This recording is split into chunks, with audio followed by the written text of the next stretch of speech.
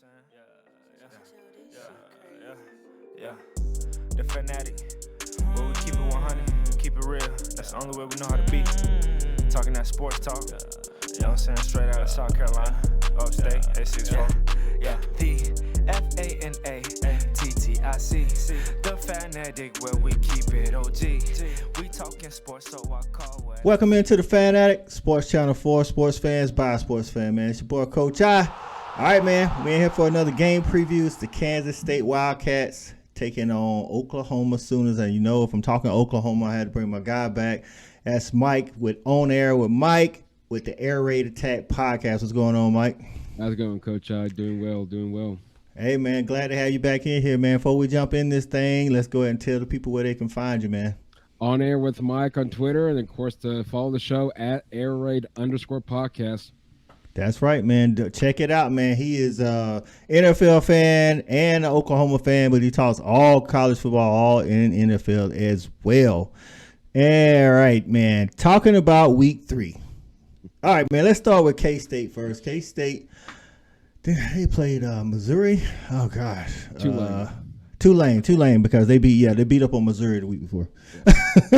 like they didn't have to come into the SEC, even though we all know Mizzou ain't that good. They didn't have to come into the SEC and do Mizzou like that. And then they played Tulane, but then Oklahoma, man, got a huge win over Nebraska. I know Nebraska fired the coach and I ain't gonna lie. I thought it was like last year when they fired Orgeron at LSU. The next week, I forget if it was Texas A&M or Florida, but they won.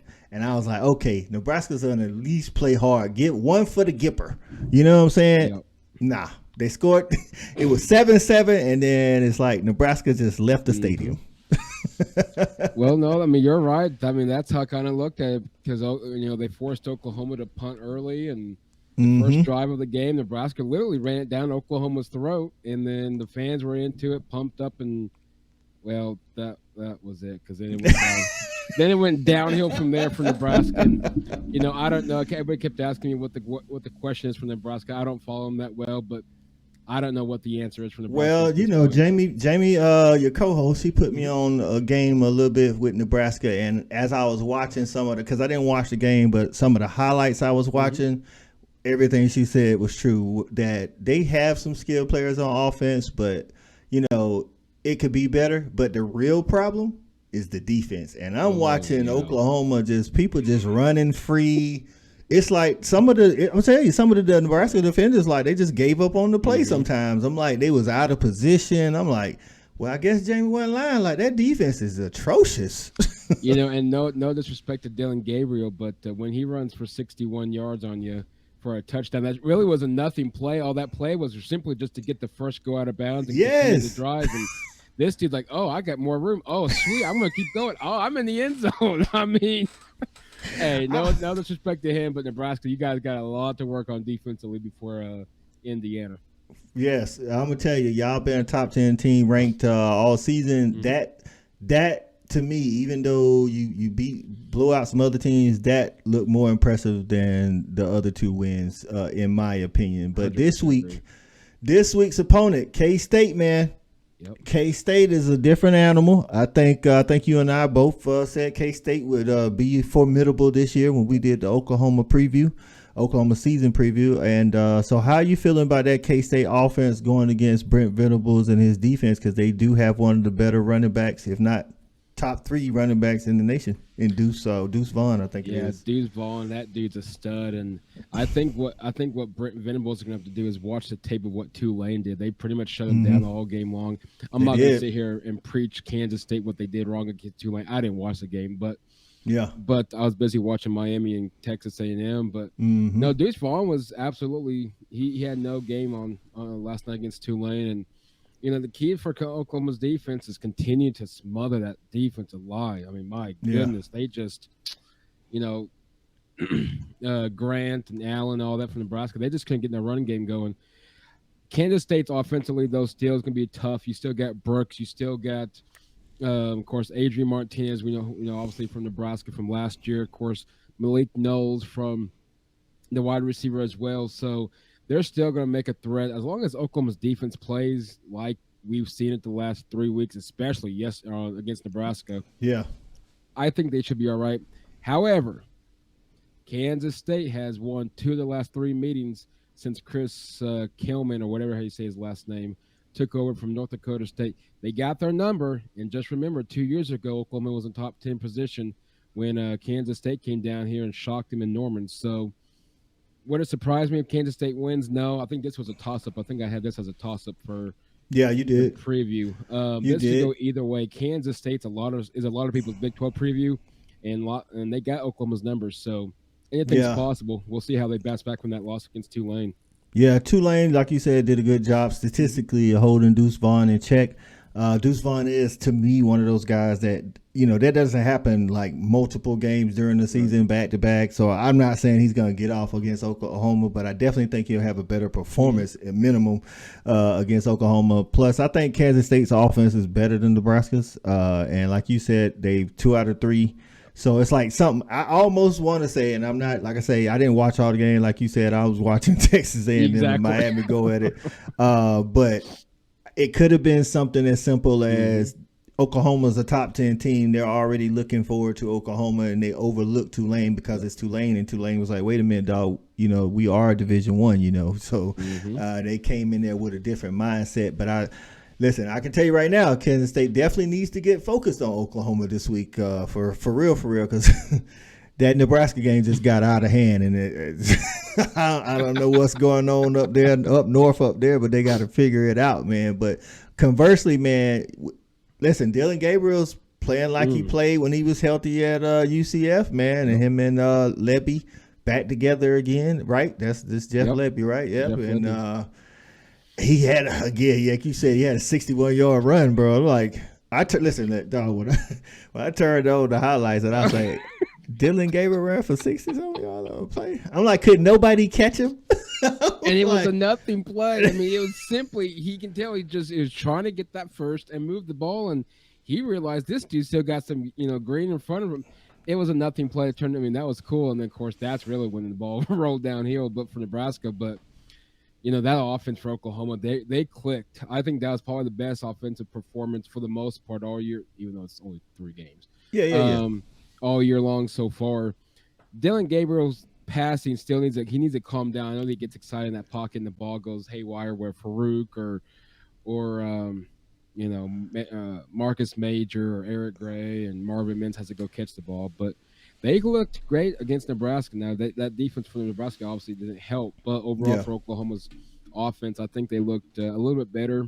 The tempo was good. That running game really looked good. I was really impressed with the offensive line and the running game with Eric Gray and Marcus Major. If they give that against Kansas State, this team, I think I said it towards somebody yesterday in a text, if Oklahoma's offense can continue to improve, this defense continue to dominate like it is, this can be a really scary team as we head down into the season and potentially a college playoff team. Yeah, the one thing, if I had to pick out this year anyway, watching 3 games, Dylan Gabriel, is sometimes he gets to the point where he wants all or nothing. Yep. You know what I'm saying? It's like he did now. It could have been, like I said, I didn't watch the Nebraska game in full like that, but the previous 2 games I did, and they were lesser opponents, so that could have something to do with it. But I saw him looking down the field, when there was a couple of times, it's like, 3rd and 8. I'm like, bro, just hit the tight end right there at the sticks. Like, you don't have to have a ESPN highlight every single play. Now, it's worked out so far. So we'll see if Kansas State can do anything about that. Other than like Dylan Gabriel shoring up his passing, is there anything about Kansas State defense or Oklahoma's offense going against Kansas State that you worried about? I would say, their defense. I still like Kansas State's defense. I know they're more of an offensive team this year. Adrian Martinez can be a threat. Deuce Vaughn, that dude scares me regardless. I think, if I had to look over and say there's this one area, it would be Deuce Vaughn. I think Deuce Vaughn's the key to Kansas State's success and Oklahoma's success even as well. I think if Oklahoma can hold Deuce Vaughn, I'll give him a touchdown or 2. Yeah. But if they can hold him down and hold Adrian Martinez like they did last year when they played Nebraska with Adrian Martinez, they got a shot. That D-line's got to continue to put pressure on Martinez like they did at Casey Thompson. I feel bad for Casey Thompson. That boy, I think, seen more grass than I think he saw the field. But Yeah. But no, I think to answer your question, Deuce Vaughn, that running game, and you got the Adrian Martinez. Those receivers though, they're good too. So Kansas State's offense, it's good enough to scare me. Absolutely. How are you feeling if K-State can keep the game close? Because, you guys haven't like you scored 50 each game or nothing, but you have won very comfortably every game. How are you feeling about this team under Brent Venables' tutelage and leadership? Like right now, if your game gets down to the wire, though, you know what I'm saying? If you got to get those tough yards in the fourth quarter and it's like a back and forth game. I would say that's probably I'll be a little nervous simply because we haven't had that yet this season. Mm-hmm. Yeah. And it also at the same time puts a good thing. We'll see how this team can rally around a close game. And I don't see a blow. I think the early betting lines -11, -13, Oklahoma being favored. I think that's a little too much, but I don't know much about that. But anyway, I don't know how they figure out point spreads, but I know it has to do with what you score, what they score. Actually, you guys are a 12.5 point favorite. Unless you're looking, actually that's on Sportsbook, but if you're looking like DraftKings, FanDuel's, all those, you're actually a 13-point favorite. And so you get 3 points normally in betting for being the home team. So basically they're saying that they think you guys are 10 points better than K-State. And again, like I say, some of that is due to you guys pummeling Nebraska. And I mean, Nebraska's still a Big Ten Power 5 school, regardless of what kind of trouble they're going to. They got hammered at home. You know what I'm saying? It wasn't just like you guys beat them in Norman. You went to Nebraska and beat them silly. That was a bad game. That was just all around. They could have racked up. I think I told my dad earlier this morning because he's a Nebraska guy, and he said that was bad. I'm like, yeah, that wasn't your guys' best performance by any means. But they could have racked up 70 if they want. But no, I mean, you look at Kansas State. I think overall they're a good team. You got Adrian Martinez thrown. He's thrown over for 304 yards. I think I read something like 62% of his passing completion. I mean, that's really good. Obviously, he can run on the ground. I think we forget that part. He can. He got some wheels. Yeah, he can run. I mean, he's a dual threat quarterback, and you got Deuce Vaughn. That dude just a stud. You're going to see him on Sundays easily. And Malik Knowles is another one. Out of the 14 times he was targeted, he caught 10 of them. So, and then of course you got on the defensive side. Keep a name. I think it's Felix on the. I don't do the hard names because I don't want to disrespect. Exactly. I like that kid can come off 2.5 sacks. I think he's averaging right now. So keep a name on keep an eye on him on the defensive side. But this would be a good one. Prime time on Fox. Hopefully Gus Johnson's calling it, and hopefully he's not getting sick this time. Whether that was true, I don't really know. He probably just got sick and tired of watching what we saw on the field, to be honest. But could have been, man. I will say Tulane is 3-0, so it's not like K-State's the only team they beat, but I'm pretty sure they're the best team. I don't know who they beat the first 2 games, but they are 3-0.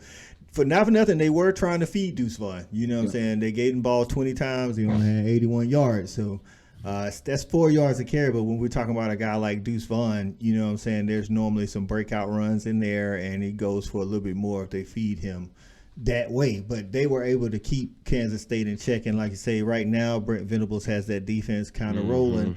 I don't know, even this Saturday, I don't know if it's going to be the best. It's not going to be the best offense that you guys see this season, but hey, all you got to do is go 1-0 each weekend, and then at the end of the season, now you're 12-0. You know what I'm saying? So how you feeling about this season? I mean, we did the preview, man, and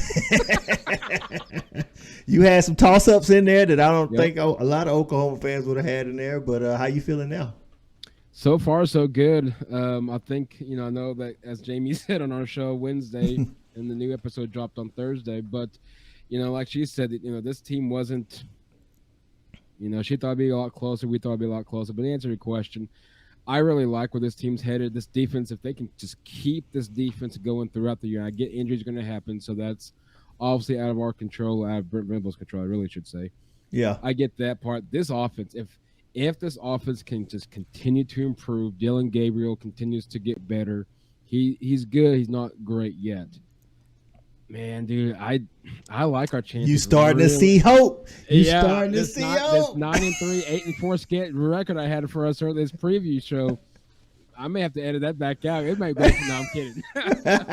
No, I think I like our chances against Kansas State. I really like our chances next week against TCU on the road.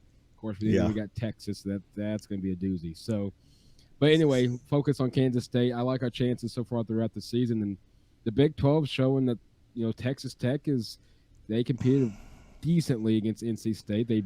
Kansas is a surprise. I mean, listen here. I think Kansas. I know we're talking Kansas State and Oklahoma, right. But I just want to say, ESPN, you messed up. You should have went to Duke and Kansas for a game day. Yep. Kansas. When's the last time game day was in Kansas? When's the last time Duke was a part of a game that got game day? Come on, bro. And we're not talking college basketball, guys, and not talking about college basketball. Like that should have been a no-brainer at all. Like Duke 3-0. Oh, yeah. Let's go. Let's go. Wherever they're going, let's go. So before we get to the predictions, I do want to ask you, as an Oklahoma fan, man, years of Riley and Stoops being able to put up big numbers on offense, and Riley in particular not having any defense, how does it feel to have a good defense? Oh, dude, this is excellent. This is something we're not used to. And I said that all Saturday. I said, this is amazing. This is what we hired Brent Venables to do. Well, first of all, we can thank USC for taking Lincoln Riley off our hands. However, because otherwise this probably wouldn't have happened. But no, it feels great, dude. We just get this offense clicking, just a little more nicks, a little more tweaks here and there, and this team could be dangerous. Watch out for them. Listen, man, I ask because as you know, I'm a Dog fan, so it's always like as fans, we always want what we're lacking, but when we get what we're lacking. It's like, well, why we ain't scoring 60 points a game? Well, you can't have both ways. You can't have 60 points a game and have a shutdown defense in most cases. You know what I'm saying? Like for Georgia fans for years, it's like, let's open up the offense. Let's open up the offense. And now most Dog fans are happy, but there's some that say, well, we can't run the ball. It's not that we can't. It's that we haven't had to. So let's, sidebar. But let's get on to the predictions, man. Tell me what you think going to happen and give me one key to the game. I think prediction-wise, what's going to happen is I think Oklahoma's defense continues to, continue to dominate the offense. I think it's going to continue to click. What they cannot afford, I think the key to the game is to do a slow start like they did against Kent State last week, or now I guess in theoretically 2 weeks. But what they did the last home game against Kent State is a slow start, scored, I think, a minute and 10 seconds left until half or 10 seconds till half, whatever it was. Because what concerns me is Kansas State's good enough offensively. If Oklahoma goes on a slow streak until it finally gets going, they might be already out of the ball game. This could be a thing that Kansas State, if they could continue to strike, this could be a thing that you may play catch up. But I like Oklahoma's chances. Key to the game.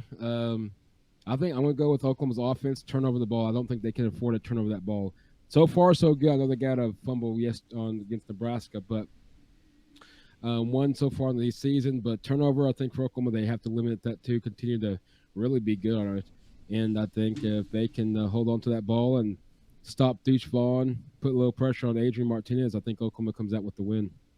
Gotcha. Give me a score prediction. 31-27. Ooh, you got it. Okay, I got you. Now I think my key to the game is whether or not Kansas State can get Deuce Vaughn going. And being here in the Southeast, man, I can tell you one thing that at least at Clemson never happened on the Brent Venables defense on the regular, and that's somebody being able to run the ball. So I really think Brent Venables is going to hit that home, and I think Deuce Vaughn, as good as he is going to have another hard weekend. Because I'm like, no disrespect to Tulane, but if you can't run on Tulane, you're not running on Brent Venables and Oklahoma. You know what I'm saying? It's a little bit different animal, but I could be wrong. My prediction is going to be more like 31-17. That's what I'm saying. 31-17 with that 17 kind of that, like more like 31-10 with a late touchdown by Kansas State, maybe on some backups last 3, 4, 5 minutes of the game. I think you guys will control it because if Kansas State they have a good offense, they got a good team, but if they cannot run, then they can't be productive. So I think Brent Venables knows that, and he's going to be ready for that. So there we go, man. We got both of us. I think both of us said this was a toss-up game when we did the season preview, but I think now both of us say it's definitely going to be Oklahoma. That's what happens when you preview and you hadn't seen the team play, especially with a new coach. So, hey, that's what it is. Mike, go ahead and tell them where they can find you again, man, before we get out of here. Absolutely, Coach I. Follow me on Twitter at airraid_podcast for the podcast, and of course my personal one on air with my Twitter, and chat up for some football. I'm down for it.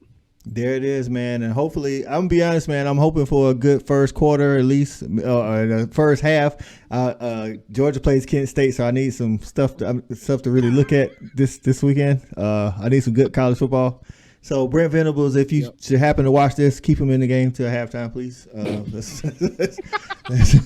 Let's make this a good college football Saturday, man. Hey, man, for my man On Air with Mike and the Air Raid Attack podcast, this is Coach I, the Fan Addict, and we are out of here. We got it jumping like it's that valley. I call my dogs out the pound, let's go eat. Turn on the Fan Addict, let's have a debate. Who really hold down the Southeast from state to state?